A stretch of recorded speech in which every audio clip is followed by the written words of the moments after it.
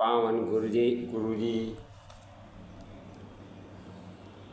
कहते हैं कि कथाएं मानव मन को समझाती हैं, संकीर्ण स्वार्थ रत मानव की सोई चेतना जगाती हैं।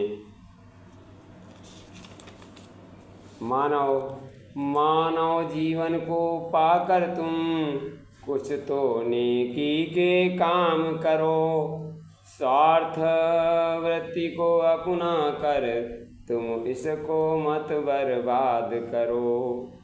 सुनकर ऋषि की प्रेरक वाणी सब संतों के मन हर्षाए, कुछ भावुक भक्त जनों की तो आँखों में आंसू भर आए। हे देव कृपा करके कहिए, पंथ कौन पहुँचाता है, पथ कौन वहाँ पहुँचाता है कौन भाग्यशाली नर जो इसका श्रेय मार्ग को पाता है, इससे मार्ग को पाता है।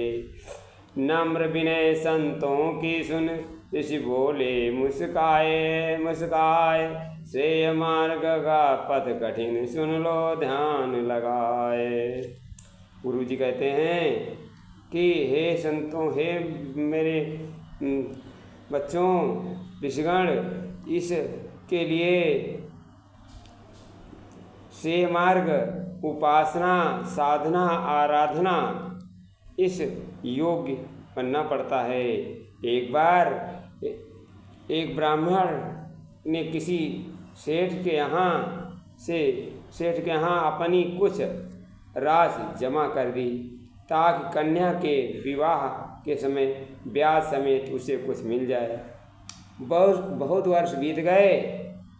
आवश्यकता पड़ने पर ब्राह्मण अपने रुपए वापस लेने पहुंचा, परंतु सेठ की नीयत बदल गई।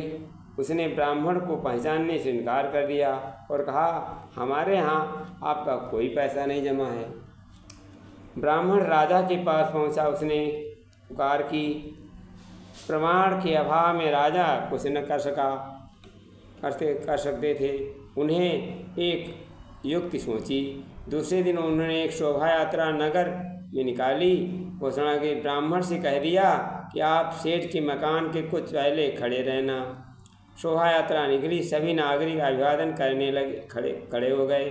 सेठ के मकान के पास से जब सवारी निकली तो राजा ने उस सवारी रोककर नियत स्थान पर खड़े ब्राह्मण को अपने पास बिठा लिया और उसे जय गुरुदेव कहकर संबोधित किया।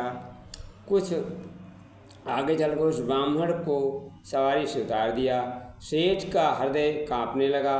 राजा का गुरु यह ब्राह्मण है, मेरी शिकायत कर देगा, न जाने क्या दंड मिलेगा। सेठ ने उस ब्राह्मण को तलाश कर सेवक दौड़ाए। कुछ दूर आगे जाने पर वह ब्राह्मण मिल गए।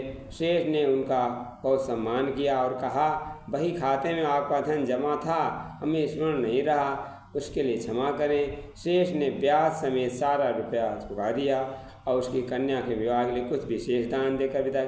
ब्राह्मण मन ही मन सोचने लगा, राजा के पास थोड़ी देर बैठने का परिणाम ये होता है, तो राजाओं के राजा ईश्वर के पास बैठने, उसकी उपासना करने का तो न जाने कितना बड़ा प्रतिफल मिलेगा।